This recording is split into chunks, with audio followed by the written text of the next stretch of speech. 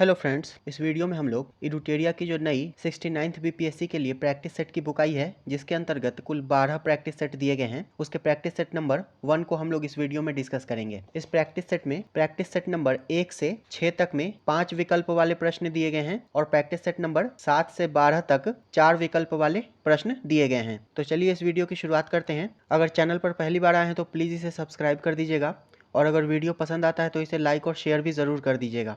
पहला प्रश्न है, कांग्रेस अधिवेशन को संबोधित करने वाली पहली महिला थी। यहाँ पर संबोधित करने वाली पूछ रहा है। इसका सही उत्तर हो जाएगा ऑप्शन सी, कादम्बनी गांगुली। कांग्रेस अधिवेशन को संबोधित करने वाली पहली महिला कादम्बनी गांगुली थी और इन्होंने 1890 ईस्वी में कांग्रेस के अधिवेशन को संबोधित किया था। एनी बेसेंट ये कांग्रेस की पहली महिला अध्यक्ष थी तथा सरोजनी नायडू ये कांग्रेस की पहली भारतीय महिला अध्यक्ष थी। नेक्स्ट है, मैजिक लालटेन व्याख्यान तमिलनाडु में जनता के बीच निम्नलिखित में से किस घटना के दौरान राजनीतिक चेतना उत्पन्न करने का एक लोकप्रिय तरीका था। इसका सही उत्तर है ऑप्शन सी, स्वदेशी आंदोलन। स्वदेशी आंदोलन के दौरान तिरुनेलवेली तमिलनाडु में चिदम्बरम पिल्लई, सुब्रमण्यम शिवा और कुछ वकीलों ने स्वदेशी संग्राम का गठन किया था और इस समिति ने मैजिक लालटेन व्याख्यान के माध्यम से जनता के बीच राजनीतिक चेतना उत्पन्न की थी। नेक्स्ट है, निम्नलिखित में से काकोरी षड्यंत्र मामले में सरकारी वकील कौन थे। तो इसमें सरकारी वकील JN मुल्ला थे। काकोरी षड्यंत्र मामले में सरकारी वकील JN मुल्ला थे। और काकोरी ट्रेन एक्शन एक ट्रेन डकैती थी जो कि 9 अगस्त 1925 को भारतीय स्वतंत्रता आंदोलन के क्रांतिकारियों के द्वारा लखनऊ के पास काकोरी नामक गांव में की गई थी तथा इस डकैती में हिंदुस्तान रिपब्लिकन एसोसिएशन के क्रांतिकारी राम प्रसाद बिस्मिल, अशफाकुल्ला खां, राजेंद्र लाहिरी, केशव चक्रवर्ती, मुकुंद लाल, बनवारी लाल समेत 10 क्रांतिकारियों ने अंजाम दिया था। वहीं राम प्रसाद बिस्मिल, अशफाकुल्ला खां और रोशन सिंह को काकोरी कांड में शामिल होने के आरोप में 19 दिसंबर 1927 को फांसी दे दी गई थी। नेक्स्ट है, बंगाल का विभाजन विरोधी आंदोलन कब शुरू हुआ। इसका सही उत्तर है ऑप्शन बी, 7 अगस्त 1905 ईस्वी को। ब्रिटिश सरकार ने 19 जुलाई 1905 को बंगाल के विभाजन की घोषणा की। किसी किसी स्रोत में ये 20 जुलाई भी दिया गया है। और 7 अगस्त 1905 को कोलकाता के टाउन हॉल में एक ऐतिहासिक बैठक हुई और स्वदेशी आंदोलन शुरू हुआ था तथा 16 अक्टूबर 1905 को विभाजन को औपचारिक रूप से लागू कर दिया गया था। 16 अक्टूबर 1905 को, और विभाजन के दिन पूरे बंगाल में शोक दिवस के रूप में मनाया गया था। नेक्स्ट है, गांधी जी के पहले के आंदोलनों के संबंध में निम्नलिखित घटनाओं को सही कालानुक्रमिक क्रम में व्यवस्थित करें। पहली सामूहिक हड़ताल, तो रॉलेट सत्याग्रह 1919 में गांधी जी के द्वारा पहला सामूहिक हड़ताल किया गया था। प्रथम सविनय अवज्ञा, तो प्रथम सविनय अवज्ञा चंपारण सत्याग्रह के दौरान किया गया था 1917 ईस्वी में। खेड़ा सत्याग्रह ये 1918 ईस्वी में हुआ था। और पहली भूख हड़ताल, तो गांधी जी के द्वारा अहमदाबाद सत्याग्रह जो कि 11 मार्च 1918 को हुआ था, यह पहली भूख हड़ताल थी। खेड़ा सत्याग्रह ये 22 मार्च 1918 को हुआ था और पहली भूख हड़ताल अहमदाबाद सत्याग्रह में 11 मार्च 1918 को हुई थी। नेक्स्ट है, निम्नलिखित में से किसने सबसे पहले प्रस्तावित किया कि स्वराज को पूर्ण स्वतंत्रता के रूप में परिभाषित किया जाना चाहिए। इसका सही उत्तर है ऑप्शन ई, उपर्युक्त में से कोई नहीं। मौलाना हसरत मोहानी ने अहमदाबाद अधिवेशन 1921 में प्रस्तावित किया कि स्वराज को सभी विदेशी नियंत्रण से मुक्त पूर्ण स्वतंत्रता के रूप में परिभाषित किया जाना चाहिए और इसे कांग्रेस का लक्ष्य माना जाना चाहिए। और फिर बाद में जवाहरलाल नेहरू ने कांग्रेस के लाहौर अधिवेशन 1929 में पूर्ण स्वतंत्रता को कांग्रेस का उद्देश्य घोषित किया था। नेक्स्ट है, निम्नलिखित में से किसने 1931 में कांग्रेस के कराची अधिवेशन के लिए मौलिक अधिकारों का प्रस्ताव का मसौदा तैयार किया था। तो पंडित जवाहरलाल नेहरू ने तैयार किया था। मार्च 1931 में गांधी इरविन समझौते को पारित करने के लिए अध्यक्ष के रूप में वल्लभ भाई पटेल की अध्यक्षता में कांग्रेस ने कराची में अपना अधिवेशन आयोजित किया था और इस सत्र में पहली बार मौलिक अधिकारों और राष्ट्रीय आर्थिक नीतियों पर प्रस्ताव पारित किए गए थे और इन्हें MN रॉय की मदद से पंडित जवाहरलाल नेहरू ने तैयार किया था। नेक्स्ट है, गांधी जी ने कांग्रेस से अपने इस्तीफे की घोषणा कब की थी। तो इसका सही उत्तर हो जाएगा ऑप्शन सी, 1934 ईस्वी में। नेक्स्ट है, निम्नलिखित में से कौन सा क्रिप्स मिशन का मुख्य प्रस्ताव नहीं था। इसका सही उत्तर है ऑप्शन ए, द्वितीय विश्व युद्ध के बाद भारत के लिए पूर्ण स्वतंत्रता। संविधान सभा आंशिक रूप से प्रांतीय विधानसभा के द्वारा निर्वाचित और आंशिक रूप से रियासतों के शासक के द्वारा नामित। तो ये सही है, कोई भी प्रांत जो संघ में शामिल नहीं होना चाहता उसका अलग संविधान हो सकता था। तो ये भी कथन सही है। और इस मिशन का मुख्य प्रस्ताव था कि द्वितीय विश्व युद्ध के बाद भारत को डोमिनियन स्टेटस दिया जाएगा, पूर्ण स्वतंत्रता नहीं। नेक्स्ट है, निम्नलिखित में से किस वर्ष बंगाल के मिदनापुर जिले में जातीय सरकार का गठन किया गया था? तो इसका सही उत्तर हो जाएगा ऑप्शन ए 1942 ईस्वी में। 1942 ईस्वी में बंगाल के मिदनापुर जिले में तामलुक नामक स्थान पर तामलुक जातीय सरकार की स्थापना की गई थी तथा यहाँ की सरकार ने सशस्त्र विद्युत वाहिनी का गठन किया था और इसका अस्तित्व 1942 से सितंबर 1944 तक रहा था। इसके अलावा बलिया में चित्तू पांडे के नेतृत्व में, सतारा में वाईवी चौहान तथा नाना पाटिल के नेतृत्व में समानांतर सरकार का गठन किया गया था। नेक्स्ट है, संविधान सभा के संबंध में निम्नलिखित का मिलान करें। संघ शक्ति समिति, इसका हो जाएगा जवाहरलाल नेहरू। हाउस कमिटी, इसका हो जाएगा सीतारमैया। मौलिक अधिकार उप समिति, तो मौलिक अधिकार उप समिति के अध्यक्ष JB कृपलानी थे तथा अल्पसंख्यक उप समिति के अध्यक्ष HC मुखर्जी थे और अल्पसंख्यकों और जनजातीय और बहिष्कृत क्षेत्रों पर सलाहकार समिति के अध्यक्ष सरदार पटेल थे। तो इसका सही उत्तर हो जाएगा ऑप्शन ए। ये सभी आमने सामने सही सुमेलित है। नेक्स्ट है, बंगाल का अंतिम स्वतंत्र नवाब कौन था? तो सिराजुद्दौला था। सिराजुद्दौला बंगाल का अंतिम स्वतंत्र नवाब था और 1757 में पलासी की लड़ाई में सिराजुद्दौला की सेना को उसके एक सेनापति मीर जाफर के विश्वासघात के कारण अंग्रेजों के द्वारा पराजित किया गया था और सिराजुद्दौला के पतन ने बंगाल पर ब्रिटिश राजनीति और आर्थिक नियंत्रण की शुरुआत की। नेक्स्ट है, किस संधि ने प्रथम आंग्ल सिख युद्ध को समाप्त किया था? इसका सही उत्तर है ऑप्शन सी, लाहौर की संधि। ब्रिटिश ईस्ट इंडिया कंपनी और सिख साम्राज्य के बीच 9 मार्च 1846 को लाहौर की संधि पर हस्ताक्षर किए गए थे और संधि ने प्रथम आंग्ल सिख युद्ध को समाप्त कर दिया था, जो कि 1845 से 1846 तक ब्रिटिश तथा सिख साम्राज्य के बीच लड़ा गया था। नेक्स्ट, भारत में थियोसॉफी की शुरुआत किसके द्वारा की गई थी? तो एनी बेसेंट के द्वारा की गई थी। ऑप्शन बी इसका सही उत्तर हो जाएगा। नेक्स्ट है, सर्वेंट्स ऑफ इंडिया सोसाइटी की स्थापना किसके द्वारा की गई थी? तो इसकी स्थापना 1905 ईस्वी में गोपाल कृष्ण गोखले के द्वारा की गई थी। सर्वेंट्स ऑफ इंडिया सोसाइटी की स्थापना 1905 ईस्वी में गोपाल कृष्ण गोखले के द्वारा की गई थी और यह एक सामाजिक राजनीतिक संगठन था और इसकी स्थापना का उद्देश्य भारत में समाज सेवा और सुधार को बढ़ावा देना था। नेक्स्ट है, निम्नलिखित समाचार पत्रों को उनकी भाषा के साथ सुमेलित करें। अल हिलाल, तो ये उर्दू भाषा का समाचार पत्र था। केसरी, ये मराठी भाषा का था। स्वदेश मित्रम, इसका हो जाएगा तमिल भाषा तथा समाचार दर्पण, ये बंगाली भाषा का समाचार पत्र था। तो इसका सही उत्तर हो जाएगा ऑप्शन बी। अल हिलाल ये मौलाना अबुल कलाम के द्वारा स्थापित उर्दू भाषा का एक साप्ताहिक अखबार था। केसरी ये मराठी भाषा का समाचार पत्र था और इसकी स्थापना लोकमान्य तिलक ने की थी। स्वदेश मित्रम यह तमिल भाषा का समाचार पत्र था और इसकी स्थापना जी सुब्रमण्यम अय्यर ने की थी और समाचार दर्पण इसकी स्थापना मार्शमैन ने की थी।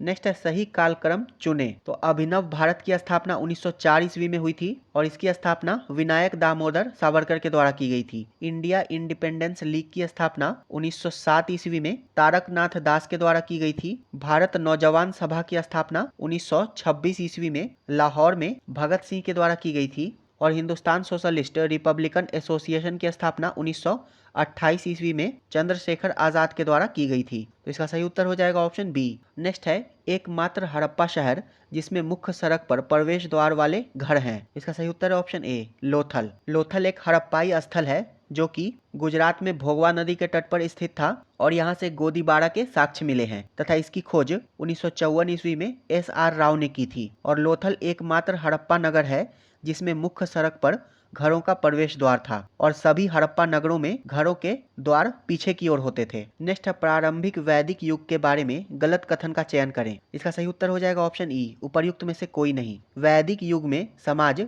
पितृसत्तात्मक था, महिलाओं को बहुत सम्मानजनक स्थिति प्राप्त थी और वे प्रत्येक धार्मिक समारोह में भाग लेती थी। तो ये भी सही है। ऋग्वेद में विनाश और गुलामी के अस्तित्व का उल्लेख है, तो ये कथन भी सही है। और वैदिक युग को 2 भागों में बांटा जाता है, ऋग्वैदिक काल तथा उत्तर वैदिक काल। और ऋग्वैदिक काल का काल 1500 से 1000 ईस्वी पूर्व का माना जाता है और उत्तर वैदिक काल का काल 1000 से 600 ईस्वी पूर्व का माना जाता है।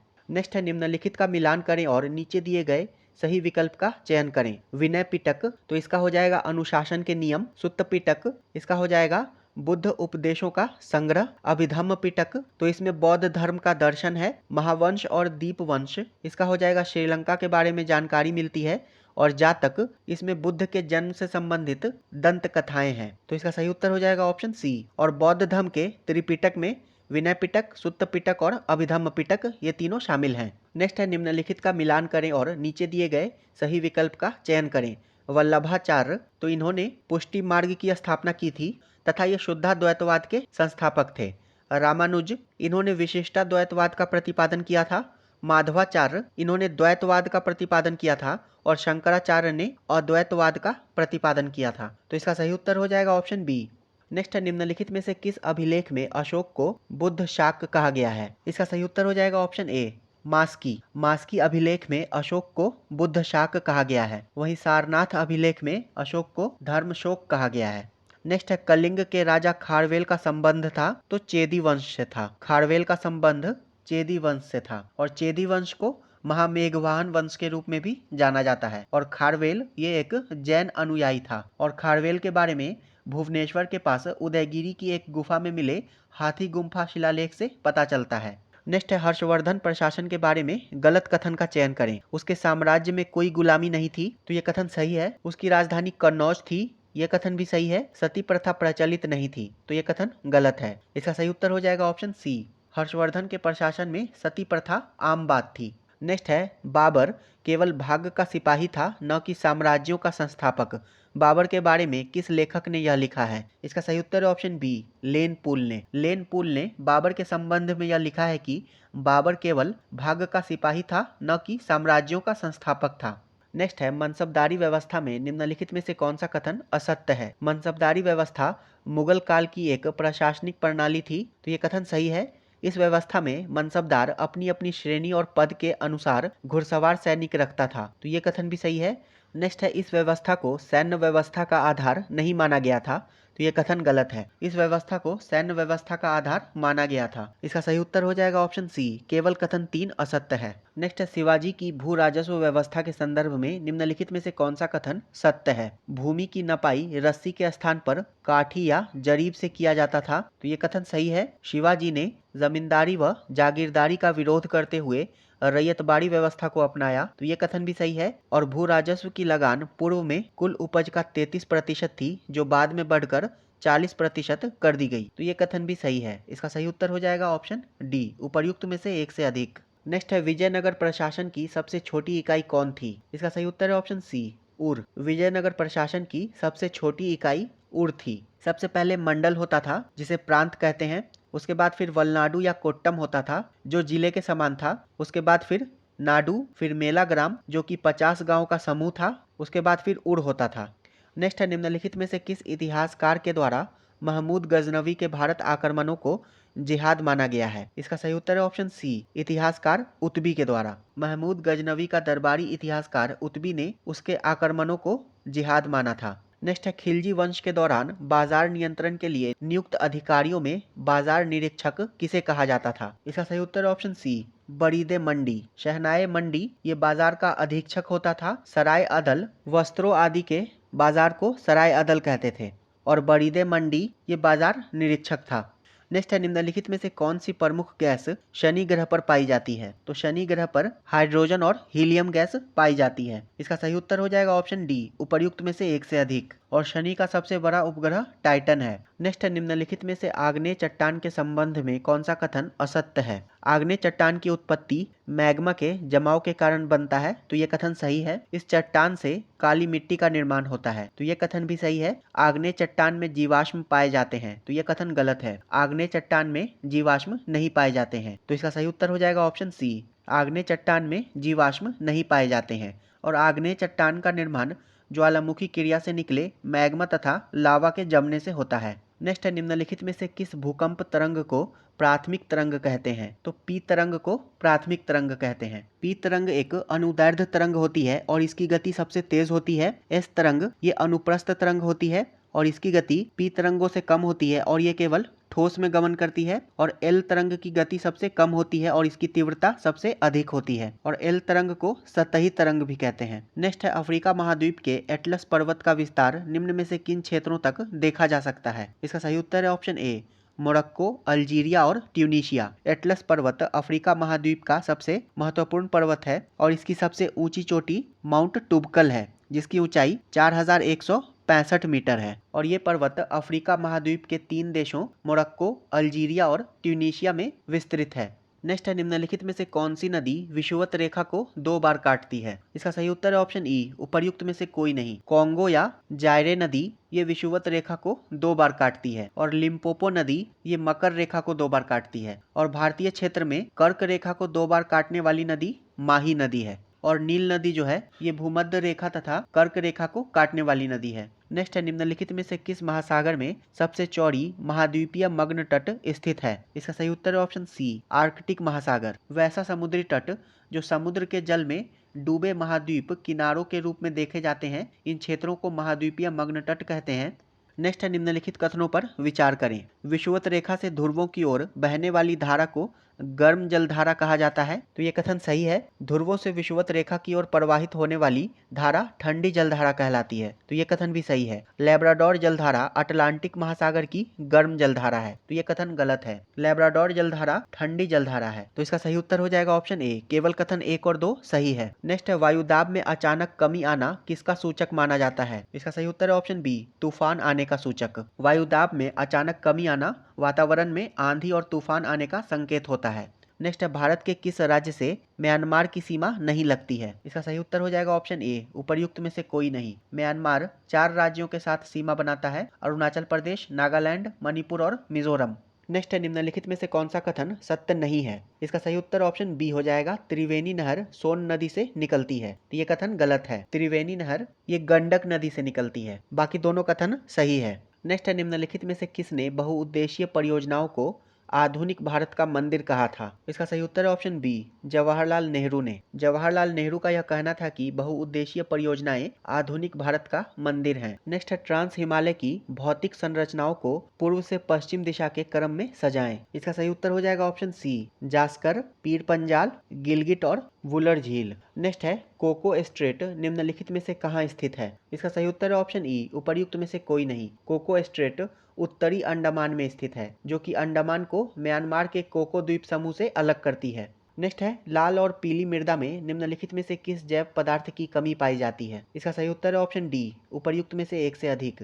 लाल और पीली मृदा में नाइट्रोजन, फास्फोरस और ह्यूमस की कमी पाई जाती है, तथा इस मिट्टी में एल्यूमिनियम, चूना पत्थर तथा लोहे की मात्रा अधिक होती है, और यह मिट्टी भारत के मध्य प्रदेश, झारखंड, छत्तीसगढ़, उत्तर प्रदेश आदि क्षेत्रों में पाई जाती है। नेक्स्ट है, 2011 की जनगणना के आधार पर भारत में जनजाति जनसंख्या भारत की कुल जनसंख्या का कितना प्रतिशत है? इसका सही उत्तर है ऑप्शन बी, 8.6%। भारत में अनुसूचित जनजाति की संख्या भारत की कुल जनसंख्या का 8.6% है। नेक्स्ट है, चिरांद निम्नलिखित में से किस प्राचीन सभ्यता से संबंधित है? इसका सही उत्तर है ऑप्शन ए, नवपाषाण। चिरांद भारत के बिहार के सारण जिले में गंगा नदी के उत्तरी तट पर स्थित एक पुरातात्विक स्थल है, जो नवपाषाण युग से संबंधित है।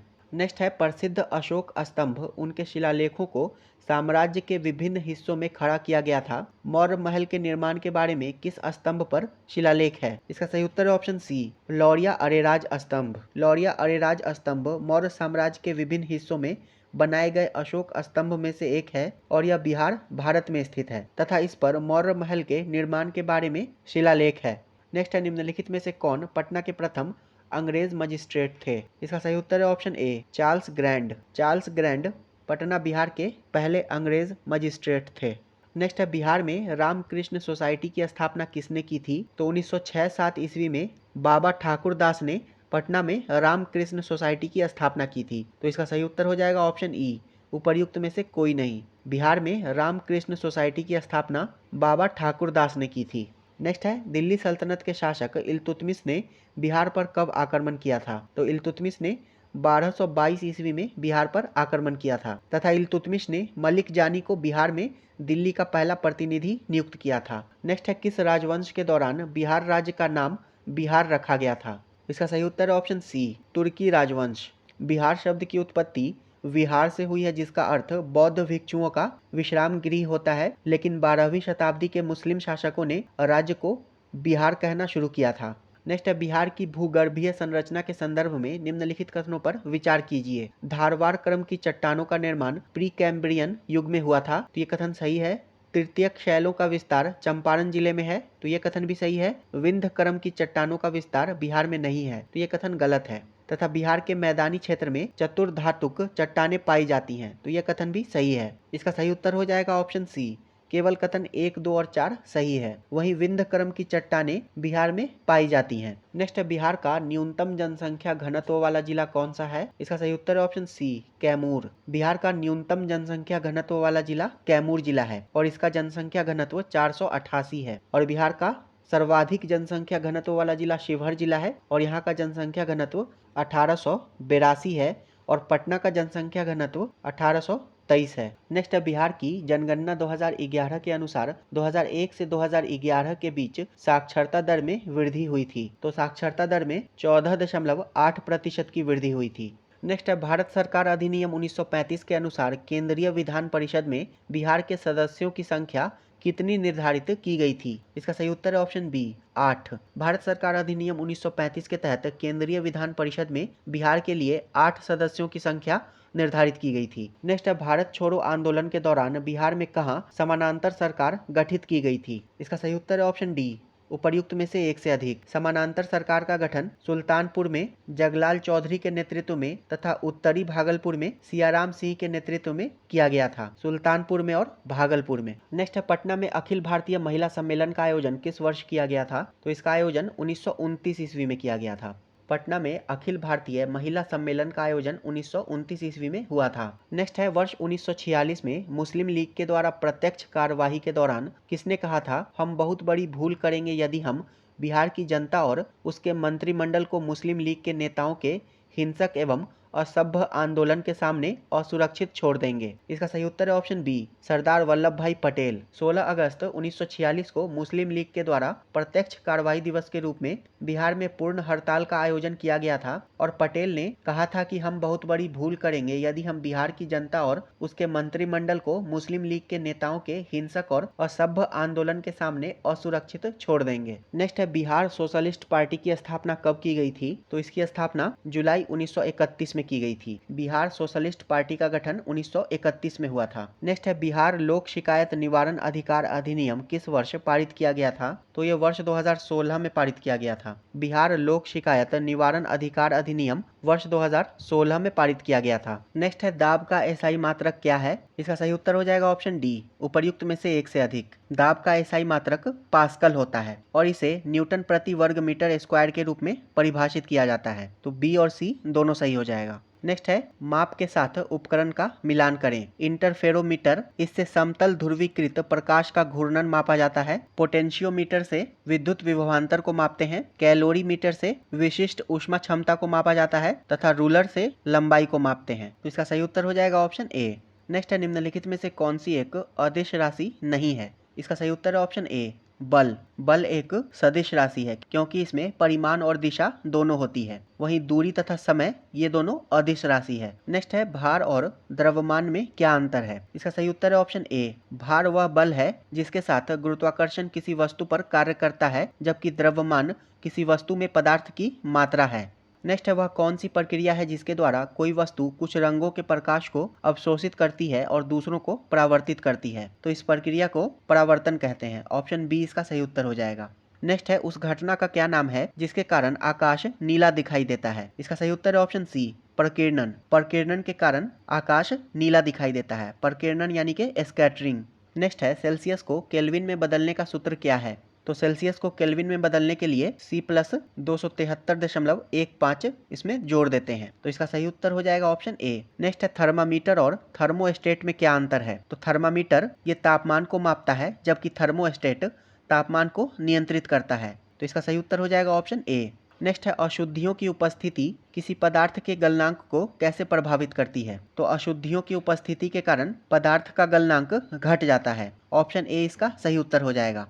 नेक्स्ट है, निम्नलिखित में से किस तरंग के प्रसार के लिए एक माध्यम की आवश्यकता होती है? इसका सही उत्तर है ऑप्शन सी, ध्वनि तरंग। ध्वनि तरंगों के प्रसार के लिए माध्यम की आवश्यकता होती है। वहीं विद्युत चुंबकीय तरंग जैसे कि प्रकाश तरंगे और रेडियो तरंगे, इन्हें संचरण के लिए किसी माध्यम की आवश्यकता नहीं होती है और ये निर्वात में भी यात्रा कर सकती हैं। नेक्स्ट है निम्नलिखित में से कौन आवृत्ति बढ़ने और तरंग दैर्ध्य घटने के संदर्भ में सही है? इसका सही उत्तर है ऑप्शन ए। और रेडियो तरंगों में सभी विद्युत चुंबकीय तरंगों की तुलना में सबसे लंबी तरंग दैर्ध्य होती है, जो कि सैकड़ों मीटर से लेकर दसियों किलोमीटर तक होती है। उसके बाद फिर माइक्रोवेव, फिर दृश्य प्रकाश, उसके बाद पराबैंगनी विकिरण, फिर गामा किरणें हो जाएगा। आप लोग इस तस्वीर में देख सकते हैं। नेक्स्ट है निम्नलिखित कथनों में से कौन सा कथन गलत है? इसका सही उत्तर है ऑप्शन बी। सभी तत्व के परमाणुओं में न्यूट्रॉन की संख्या हमेशा समान होती है, तो ये कथन गलत है। नेक्स्ट है आधुनिक आवर्त सारणी के किसी वर्ग में ऊपर से नीचे आने पर परमाणु की त्रिज्या के माप में क्या परिवर्तन होता है? इसका सही उत्तर है ऑप्शन ए, बढ़ता है। आधुनिक आवर्त सारणी के किसी वर्ग में ऊपर से नीचे आने पर परमाणु की त्रिज्या का मान बढ़ता है। नेक्स्ट है निम्नलिखित में से कौन उदासीन प्रकृति का कण होता है? इसका सही उत्तर है ऑप्शन सी, केवल 3 यानी कि न्यूट्रॉन। परमाणु के नाभिक में उपस्थित न्यूट्रॉन एक उदासीन कण होता है। नेक्स्ट है निम्नलिखित में से किस अधातु में धातुई चमक पाई जाती है? इसका सही उत्तर है ऑप्शन सी, आयोडीन में। नेक्स्ट है सामान्य शरीर में सर्वाधिक पाए जाने वाला तत्व निम्नलिखित में से कौन है? तो ऑक्सीजन है, और इसकी मात्रा लगभग 65% होती है। और सामान्य शरीर में कार्बन की मात्रा लगभग 18% होती है और नाइट्रोजन की मात्रा लगभग 3% होती है।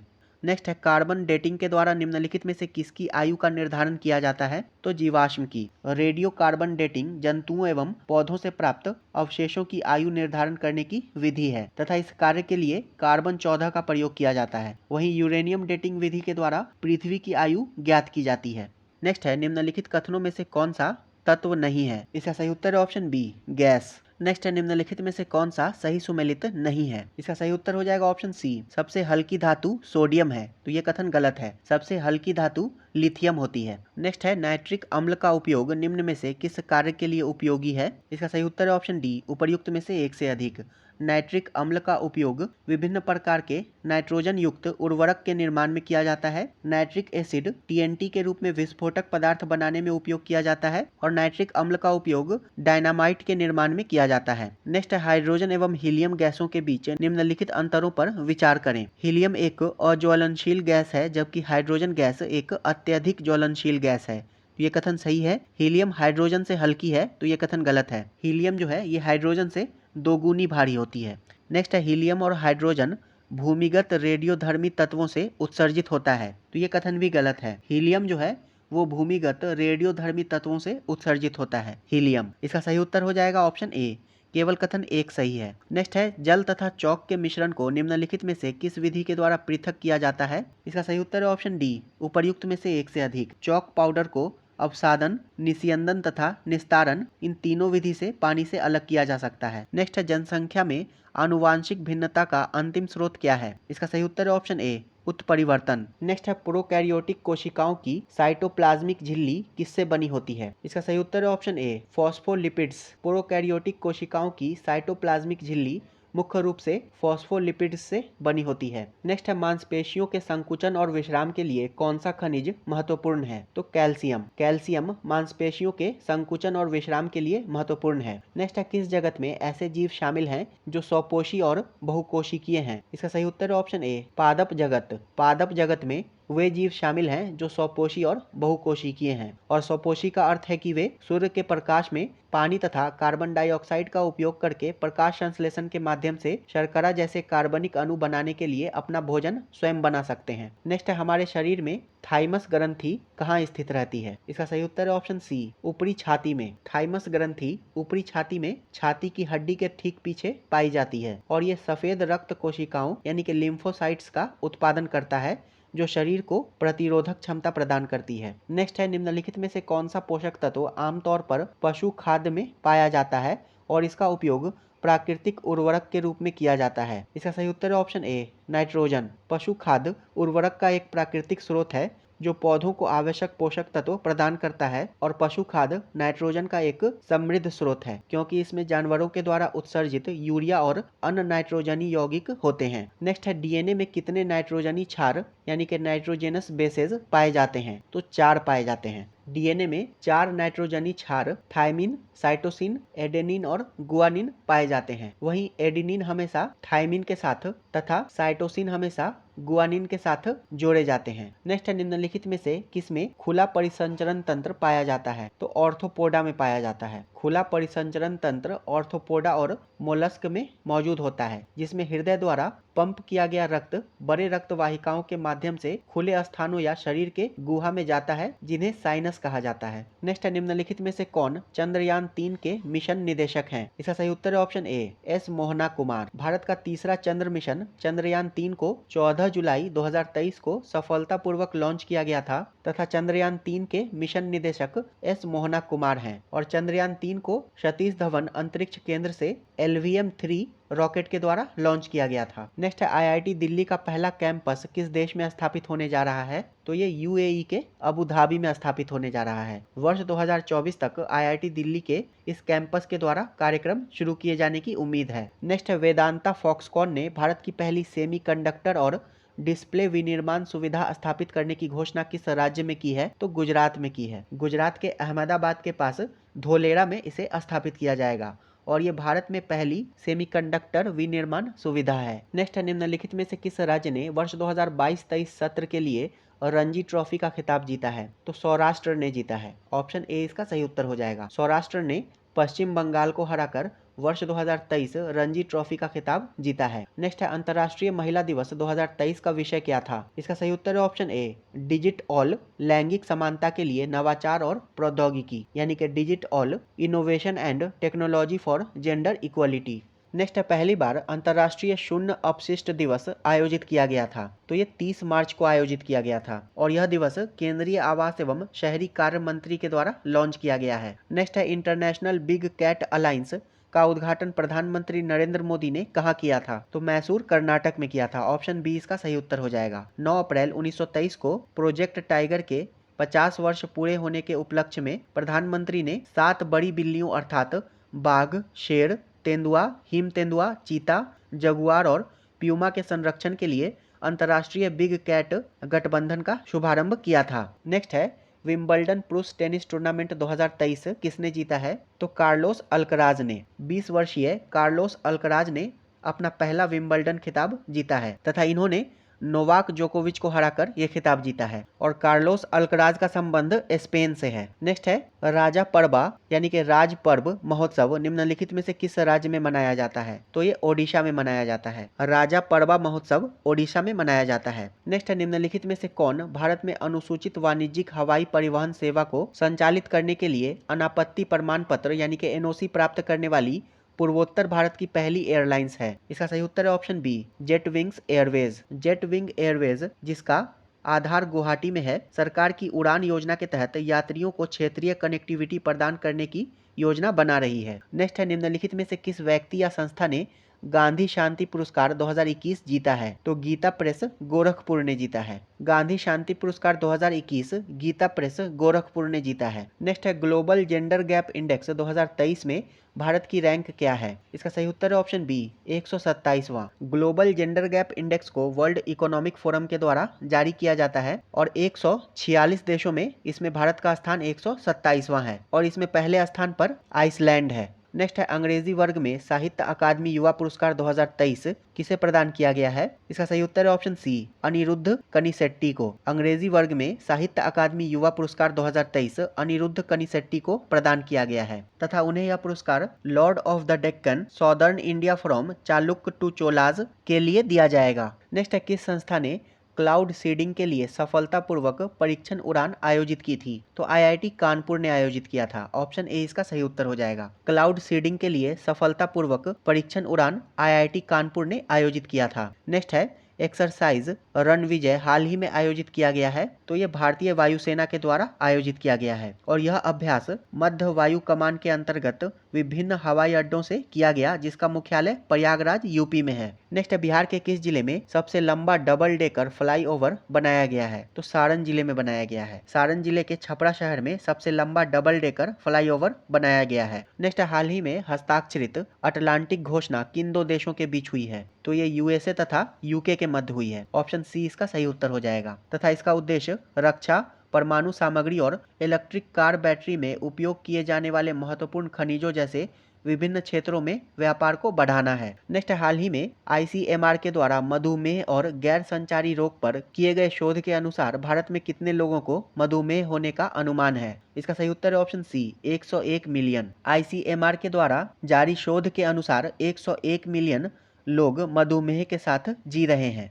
नेक्स्ट है, भारत के पहले अंतर्राष्ट्रीय क्रूज का नाम क्या है जिसे चेन्नई से हरी झंडी दिखाकर रवाना किया गया है? इसका सही उत्तर है ऑप्शन बी, MV इम्प्रेस। केंद्रीय बंदरगाह, जहाजरानी और जलमार्ग मंत्री सर्बानंद सोनोवाल ने चेन्नई से श्रीलंका के लिए पहले अंतर्राष्ट्रीय क्रूज जहाज MV इम्प्रेस को हरी झंडी दिखाई है। नेक्स्ट है, हाल ही में PM नरेंद्र मोदी ने सिविल सेवकों के लिए पहले राष्ट्रीय प्रशिक्षण कॉन्क्लेव को एकीकृत कहाँ किया है? तो नई दिल्ली में किया है। ऑप्शन बी इसका सही उत्तर हो जाएगा। पहले राष्ट्रीय प्रशिक्षण कॉन्क्लेव का उद्घाटन प्रगति मैदान नई दिल्ली में किया गया है तथा कॉन्क्लेव की मेजबानी क्षमता निर्माण आयोग के द्वारा की गई है। नेक्स्ट है, जून में राष्ट्रपति श्रीमती द्रौपदी मुर्मू ने किस देश का दौरा किया जो किसी भारतीय राष्ट्रपति की पहली यात्रा भी थी? इसका सही उत्तर है ऑप्शन ए, सर्बिया। तथा सर्बिया में उन्हें सर्वोच्च नागरिक पुरस्कार grand order of the chain of the yellow star से भी सम्मानित किया गया था और सर्बिया की राजधानी है बेलग्रेड।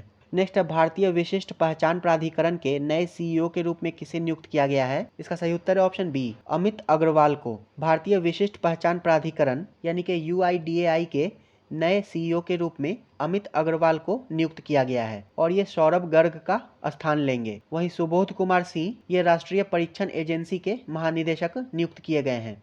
नेक्स्ट है, टेनिस में अधिकतम ग्रैंड स्लैम खिताब किसने जीता है? इसका सही उत्तर है ऑप्शन बी, नोवाक जोकोविच ने। नोवाक जोकोविच ने सर्वाधिक 23 ग्रैंड स्लैम खिताब जीते हैं तथा उन्होंने फ्रेंच ओपन 2023 जीतकर अपना 23वां खिताब जीता है। वहीं अधिकतम 22 ग्रैंड स्लैम जीतकर राफेल नडाल ये दूसरे स्थान पर है। नेक्स्ट है, लॉस एंजलिस चिड़ियाघर और भारत के वन्य जीव ट्रस्ट ने किस प्रजाति के संरक्षण के लिए बिहार सरकार के साथ साझेदारी की है? तो घड़ियाल के संरक्षण के लिए। लॉस एंजलिस चिड़ियाघर और भारत के वन्य जीव ट्रस्ट ने घड़ियाल के संरक्षण के लिए बिहार सरकार के साथ साझेदारी की है। नेक्स्ट है, किस बैंक ने बचत बैंक खाता धारकों के लिए मेरा खाता मेरा नाम लॉन्च किया है? तो इंडियन ओवरसीज बैंक ने लॉन्च किया है। ऑप्शन बी इसका सही उत्तर हो जाएगा। मेरा खाता मेरा नाम ये पहल इंडियन ओवरसीज बैंक के द्वारा शुरू की गई है। नेक्स्ट है, स्मार्ट सिटी मिशन का कार्यकाल कब तक बढ़ा दिया गया है? तो ये जून 2024 तक बढ़ा दिया गया है। स्मार्ट सिटी मिशन का कार्यकाल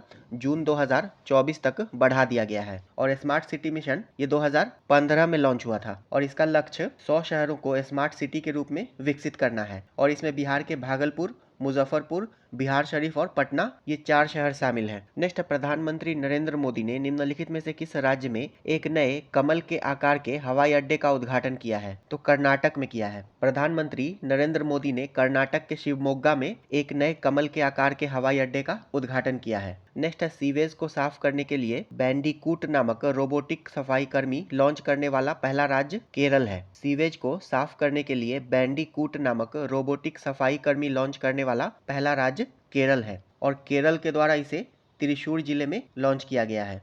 नेक्स्ट है, भारत का पहला 100% डाई मिथाइल ईथर यानी कि DME ईंधन वाला ट्रैक्टर किसके द्वारा लॉन्च किया गया है? तो ये IIT कानपुर के द्वारा विकसित किया गया है। भारत का पहला 100% डाई मिथाइल ईथर ईंधन वाला ट्रैक्टर IIT कानपुर के द्वारा विकसित किया गया है तथा इसने बेसलाइन डीजल इंजन की तुलना में उच्च तापीय क्षमता और कम उत्सर्जन प्रदर्शित किया है। नेक्स्ट है, हाल ही में जारी बाघ जनगणना 2022 के अनुसार भारत में वर्तमान बाघों की आबादी है। इसका सही उत्तर है ऑप्शन ए, 3167। वहीं जुलाई 2023 में यह संख्या 3682 पहुंच गई है। तो बाघ जनगणना 2022 के अनुसार भारत में बाघों की आबादी 3167 है और बाघ जो है ये वन्य जीव संरक्षण अधिनियम 1972 की अनुसूची 1 में है तथा IUCN की लाल सूची में लुप्त प्राय श्रेणी में है।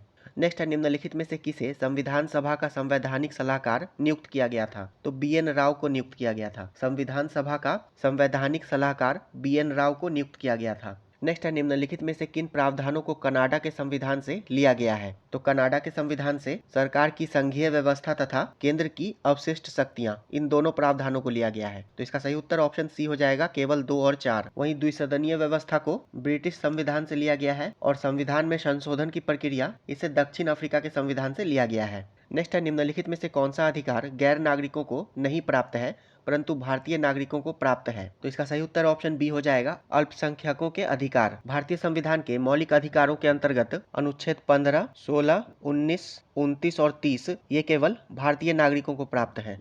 नेक्स्ट है निम्नलिखित कथनों पर विचार करें। भारत में वोट करने का अधिकार एक कानूनी अधिकार है। तो ये कथन सही है। भारत में मतदान का अधिकार एक कानूनी अधिकार है और इसकी स्पष्टता कुलदीप नायर बनाम भारत सरकारवाद 2006 में सुप्रीम कोर्ट ने किया है। नेक्स्ट है 61वां संविधान संशोधन अधिनियम 1986। इसने मतदान के अधिकार के लिए उम्र 21 वर्ष से घटाकर 18 वर्ष कर दिया। तो ये कथन गलत है। 61वां संविधान संशोधन अधिनियम 1989 ने मतदान के अधिकार के लिए उम्र को 21 वर्ष से घटाकर 18 वर्ष कर दिया था। ये 1986 नहीं होगा, 1989 होगा। तो इसका सही उत्तर हो जाएगा ऑप्शन बी। केवल कथन 2 गलत है, यहाँ पे गलत कथन पूछ रहा है। नेक्स्ट है मौलिक अधिकार एवं राज्य के नीति निर्देशक तत्वों के विषय में कौन सा कथन सही है। इसका सही उत्तर ऑप्शन ए हो जाएगा, वे एक दूसरे के पूरक हैं। नेक्स्ट है संसद का व्यय का लेखा जोखा निम्नलिखित में से कौन देखता है। तो नियंत्रक और महालेखा परीक्षक। संसद का व्यय का देखरेख नियंत्रक एवं महालेखा परीक्षक के द्वारा किया जाता है तथा कैग की शक्ति, शपथ और सेवा की शर्तें भारतीय संविधान के अनुच्छेद 148 में वर्णित है। नेक्स्ट है वर्ष 1971 में केंद्र राज्य संबंध पर राजमन्नार समिति का गठन किस राज्य में किया गया था। इसका सही उत्तर है ऑप्शन बी, तमिलनाडु में। तमिलनाडु के डीएमके सरकार ने सितंबर 1969 में डॉक्टर पीवी राजमन्नार की अध्यक्षता में 3 सदस्यीय समिति नियुक्त की थी तथा इस आयोग ने 1971 में अपनी रिपोर्ट प्रस्तुत की और इसने सिफारिश की कि तत्काल एक अंतर राज्य परिषद का गठन किया जाना चाहिए। नेक्स्ट है निम्नलिखित में से अंतर्राज्यीय परिषद का अध्यक्ष कौन होता है। तो इसके अध्यक्ष भारत के प्रधानमंत्री होते हैं। भारतीय संविधान के अनुच्छेद 263 में अंतर्राज्यीय परिषद की विवेचना की गई है तथा अंतर्राष्ट्रीय परिषद का अध्यक्ष भारत के प्रधानमंत्री होते हैं। नेक्स्ट है निम्नलिखित में से किस प्रधानमंत्री के कार्यकाल में 74वां संविधान संशोधन अधिनियम लागू किया गया था। तो पीवी नरसिम्हा राव। 74वां संविधान संशोधन अधिनियम 1992 को प्रधानमंत्री पीवी नरसिम्हा राव के शासनकाल में लागू किया गया था तथा वर्ष 1992 में इस अधिनियम के माध्यम से शहरी स्थानीय सरकारों का गठन किया गया था। नेक्स्ट है निम्नलिखित में से कौन मुद्रा के अवमूल्यन का सबसे संभावित प्रभाव होगा। तो मुद्रा के अवमूल्यन से निर्यात में वृद्धि होगी। नेक्स्ट है वह दर जिस पर अनुसूचित वाणिज्यिक बैंक रिजर्व बैंक से रातों रात धन की अतिरिक्त राशि उधार ले सकते हैं। तो उसे सीमांत अस्थायी सुविधा दर कहा जाता है, यानी कि MSF। जिस दर पर अनुसूचित बैंक सरकारी प्रतिभूतियों को गिरवी रख के रिजर्व बैंक से रातों रात धन उधार ले सकते हैं, उसे सीमांत अस्थायी सुविधा यानी कि मार्जिनल स्टैंडिंग फैसिलिटी कहा जाता है।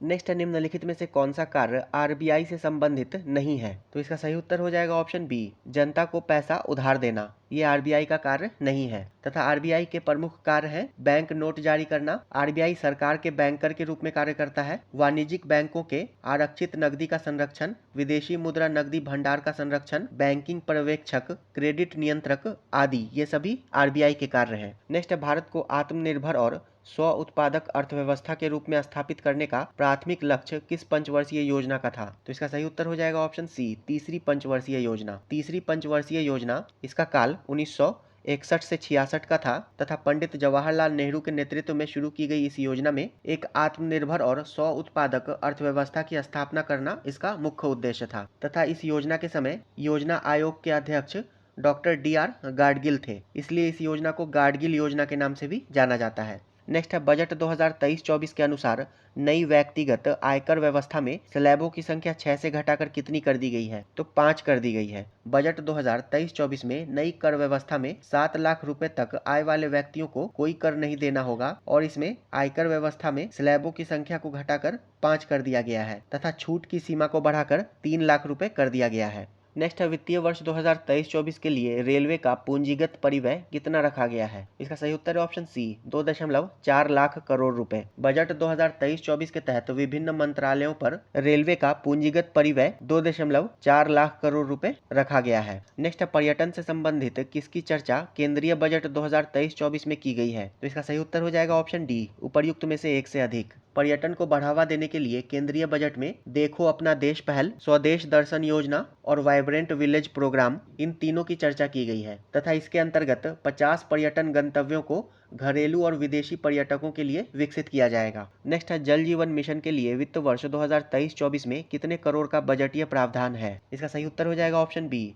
70,000 करोड़ रुपए। बजट 2023-24 के तहत जल जीवन मिशन के लिए 70,000 करोड़ रुपए का बजटीय प्रावधान है। वहीं मनरेगा के लिए 60,000 करोड़ रुपए का तथा प्रधानमंत्री आवास योजना के लिए 79,590 करोड़ रुपए का प्रावधान किया गया है। नेक्स्ट है आर्थिक समीक्षा 2022-23 के अनुसार वित्त वर्ष 2023-24 के लिए आर्थिक वृद्धि दर अनुमानित की गई है। इसका सही उत्तर है ऑप्शन सी, 6 से 6.8%। आर्थिक समीक्षा 2022-23 के अनुसार वित्त वर्ष 2023-24 के लिए जीडीपी वृद्धि दर 6% से 6.8% रहने का अनुमान लगाया गया है। नेक्स्ट है वित्त वर्ष 2021-22 में कृषि और संबद्ध क्षेत्र में कुल कितने प्रतिशत की वृद्धि देखी गई है? इसका सही उत्तर ऑप्शन सी हो जाएगा 3%। आर्थिक समीक्षा 2022-23 के अनुसार वर्ष 2021-22 में कृषि और संबद्ध क्षेत्र में 3% की वृद्धि देखी गई है। नेक्स्ट है वित्त वर्ष 2021-22 के दौरान कुल कितने किलोमीटर राष्ट्रीय राजमार्ग या सड़कों का निर्माण किया गया है? इसका सही उत्तर है ऑप्शन बी, 10,457 किलोमीटर। आर्थिक समीक्षा 2022-23 के अनुसार वित्त वर्ष 2021-22 के दौरान कुल 10,457 किलोमीटर